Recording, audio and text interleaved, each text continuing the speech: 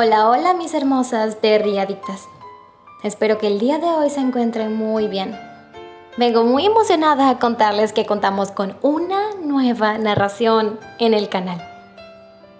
Y es una historia que también pertenece a la Fiesta Florida 2022 del grupo de las bandoleras de Terry. Así que, muy agradecida con Pecas TG por darme su historia para poder narrarla y traerles este exquisito cuento. Les pido que les demos una bienvenida muy cálida a esta historia titulada Sacrificio o Amor, escrito por Pecas TG, narrado por Andy Graham para el canal Terryfix con autorización previa de la autora.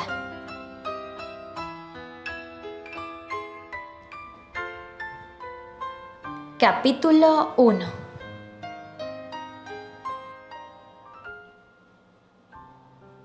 Señorita White, dijo la recepcionista. El señor Johnson la recibirá ahora. Candy se puso en pie, con un intenso sentimiento de injusticia. Sus súplicas habían sido ignoradas, al igual que el sentido común. ¿Cuándo entendería su familia que ya había pagado lo suficiente por la decisión que tomó 5 años atrás? Empezaba a sentir que solo con su muerte saldría aquella cuenta. El señor Johnson, el abogado al que había consultado hacía 2 semanas, un hombre delgado y alto de unos 40 años, experto en casos de custodias infantiles, estrechó su mano y le invitó a sentarse. He pedido consejos a los especialistas de esa área de la ley y me temo que no pueden darle la respuesta que quiere. Cuando donó óvulos a su hermana para permitirle tener un hijo, firmó un contrato en el que renunciaba a cualquier derecho que pudiera tener sobre este. Lo sé, pero ahora que mi hermana y su esposo han muerto, supongo que la situación ha cambiado, dijo Candy, que tuvo que consolarse para no mostrar su tensión. Pero no a su favor, respondió George Johnson. La mujer que da a luz es considerada la madre legal. Aunque usted sea la madre biológica, no ha tenido contacto con el niño desde que nació, lo que no ayuda en su caso. Lo sé. A Candy aún le costaba asimilar que su hermana la hubiera apartado de su vida en cuanto tuvo un hijo. Ni siquiera le había permitido conocerlo. Pero sigo siendo legalmente la tía del niño. Sí, pero el hecho de que no fuera nombrada tutora en los testamentos de su hermana y su cuñado no le benefician.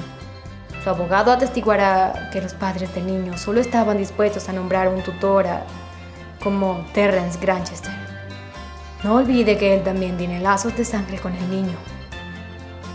Por Dios santo, Terrence solo era el primo de su padre, no un tío ni nada parecido, dijo Candy impotente. Un primo casi, un hermano para su cuñado, que aceptó por escrito responsabilizarse del niño mucho antes del accidente que mató a su hermana y a su cuñado. Me temo que apenas tendría posibilidades de luchar contra la reclamación por la custodia interpuesta por el señor Granchester. Es un hombre muy rico y poderoso. Además, el niño es ciudadano inglés. Pero también es un hombre soltero con una terrible reputación de jerguista, protestó Candy. No creo que represente la figura ideal de padre para un niño. Con ese argumento entra en terreno muy resbaladizo, señorita White. Usted también está soltera, y cualquier tribunal cuestionaría porque su propia familia no está dispuesta a apoyar su reclamación. Candy se ruborizó al humillante recordatorio de que estaba sola y no contaba con ningún apoyo.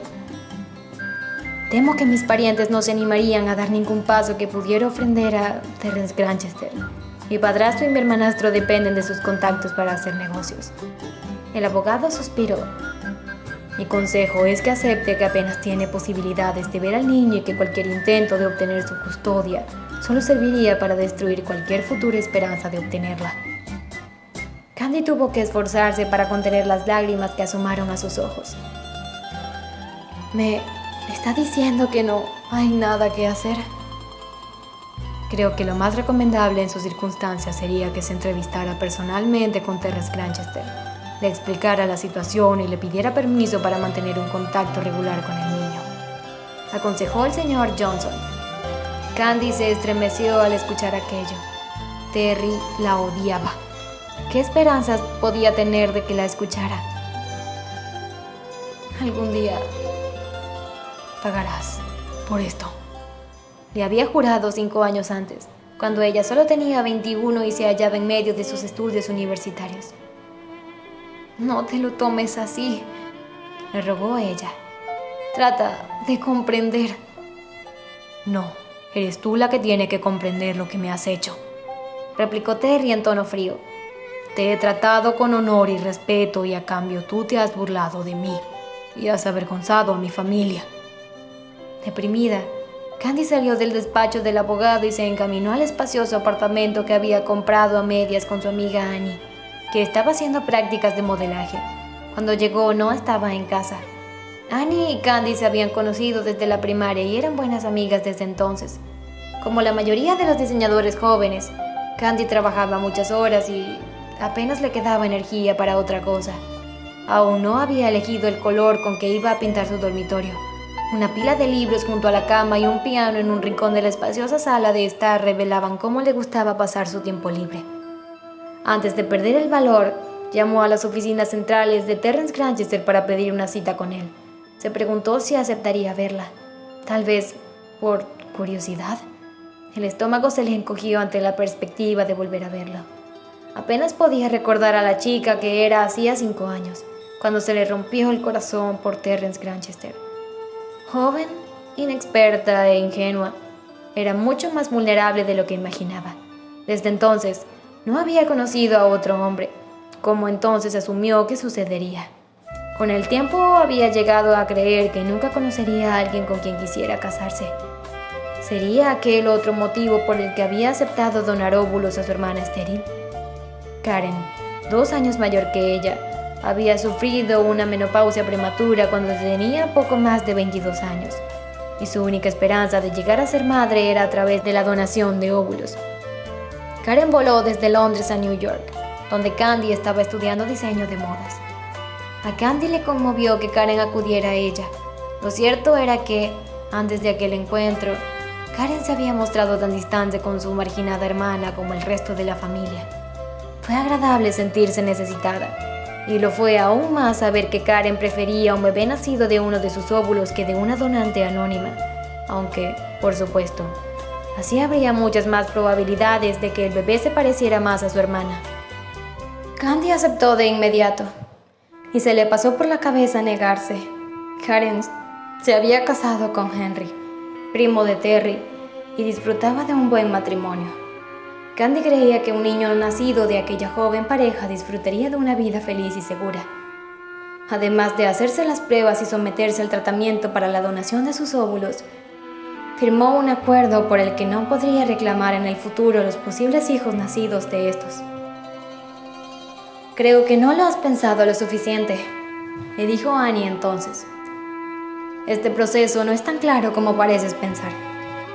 Y las repercusiones emocionales. ¿Cómo te sentirás cuando nazca un bebé de uno de tus óvulos? Serás la madre biológica, pero no tendrás derechos sobre niños. ¿Envidiarás a tu hermana? ¿Sentirás que el bebé es más tuyo que de tu hermana?» Candy se negó a aceptar que pudiera haber algún problema, mientras se sometía al proceso de donación. Karen le comentaba a menudo que sería una tía estupenda para su bebé, pero, sorprendentemente, la rechazó desde el momento en que nació el niño. De hecho, la llamó para pedirle que no fuera a visitarla al hospital y también le exigió que se olvidara de ella y de su nueva familia. Aquello le dolió terriblemente a Candy, pero trató de comprender diciéndose que Karen se había sentido instintivamente amenazada por la carga genética de su bebé recién nacido. Le escribió varias veces para tranquilizarla, pero no obtuvo respuesta. Desesperada por el giro que estaban tomando los acontecimientos, fue a ver a Henry cuando éste se encontraba en Nueva York por asuntos de trabajo. Henry admitió a regañadientes que su esposa se sentía insegura a causa del papel de Candy en la concepción de su hijo. Candy rogó para que el paso del tiempo calmara las preocupaciones de Karen, pero 12 meses después del nacimiento del niño, Henry y Karen murieron en un horrible accidente de coche. Nadie puso a Candy al tanto de la muerte de la joven pareja hasta transcurridas 3 semanas del accidente, de manera que ni siquiera pudo acudir al funeral. Cuando finalmente se enteró de la muerte de su hermana, se sintió terriblemente sola. Su padre murió poco después de que ella naciera, de manera que no llegó a conocerlo. Y Diana, su madre, se casó con Lucas Petit 6 años después.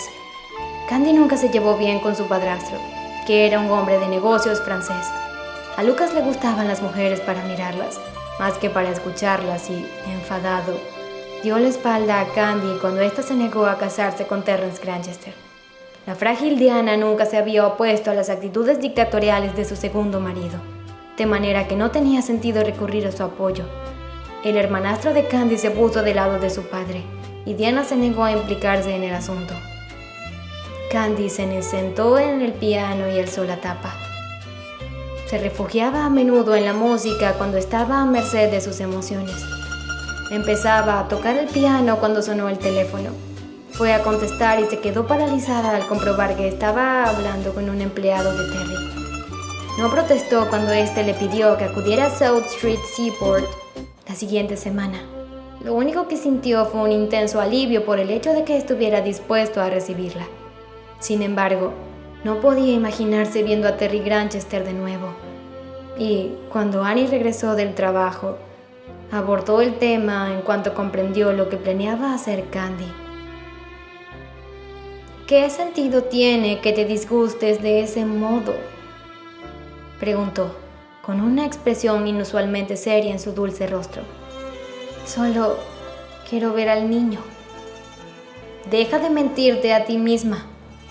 Quieres mucho más que eso. Quieres convertirte en su madre. Pero ¿qué probabilidades tienes de que Terry acepte? Candy miró a su amiga con expresión taciturna.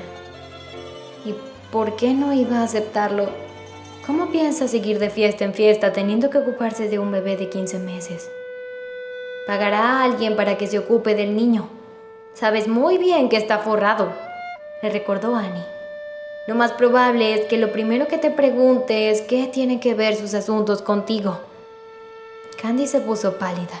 Aunque quisiera, no debía olvidar la dureza y hostilidad que probablemente mostraría Terry hacia ella. Alguien tiene que ocuparse de los intereses del niño. ¿Quién tenía más derecho que sus padres a hacerlo? Sin embargo, tú estás cuestionando su decisión de dejarlo a cargo de Terry. Lo siento, pero tengo que hacer de abogado del diablo, explicó Annie con pesar. Karen estaba deslumbrada por la riqueza de los Granchester, dijo Candy, pero el dinero no es lo más importante para criar a un niño.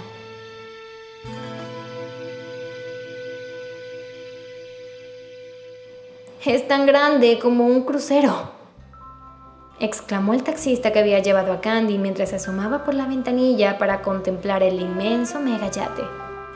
Candy le pagó sin hacer ningún comentario y bajó el muelle. Un joven trajeado se acercó a ella. ¿La señorita White?, preguntó con evidente curiosidad. Soy Charlie. Soy el asistente personal del señor Granchester. Venga por aquí, por favor. Cuando subieron a bordo, varios miembros de la tripulación les saludaron. Charlie condujo a Candy hacia un ascensor mientras hablaba de las maravillas del barco. Candy se mostró escéptica hasta que se abrieron las puertas que daban a un impresionante y opulento salón, cuyas vistas la dejaron boquiabierta. El señor Granchester estará aquí en unos minutos, le informó Charlie mientras la acompañaba a una zona cubierta del yate en la que había muchos elegantes sillones tapizados. En cuanto Candy se sentó, un camarero se acercó a ella y le ofreció algo de beber. Pidió un café, más que nada para tener las manos ocupadas, mientras no paraban de aflorar indeseables recuerdos en su rebelde mente. Lo último que quería era recordar en aquellos momentos cómo se sintió la primera vez que lo vio. Era espectacularmente atractivo, inteligente y muy rico. Y ella llevaba demasiado tiempo concentrada en sus estudios y sumergida entre sus libros mientras otras chicas de su edad ya disfrutaban de una intensa vida social y estaban habituadas a relacionarse con el sexo opuesto. Durante aquel mes arrojó por la ventana su sentido común y solo vivió para Terry. Nada más importaba. Ni las advertencias de su familia sobre su reputación de mujeriego, ni sus estudios y la carrera por la que tanto se había esforzado hasta entonces. Y entonces, en el peor momento posible, recuperó la cordura y comprendió lo absurdo que era imaginar un futuro de fantasía con un hombre que esperaba que todo el mundo girara en torno a él.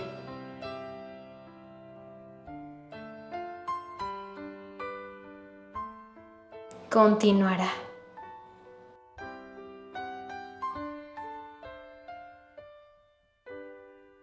Nota de la narradora. Chicas, de verdad, lamento mucho no poder hacer la voz de los hombres un poco más grave de lo que lo hago, pues tengo la garganta lastimada y no se imaginan lo doloroso que es tener que hacer la voz grave. De verdad, lo lamento. Tengo una voz naturalmente muy aguda y a veces suelo lastimarla un poco cuando la intento hacer un poquito más grave para que se escuche como la voz de un hombre. Así que siento si en los próximos capítulos no voy a poder darle una buena voz o una buena interpretación a los hombres de la historia. Aún así, espero que lo hayan disfrutado tanto como yo. Las veo en el próximo capítulo.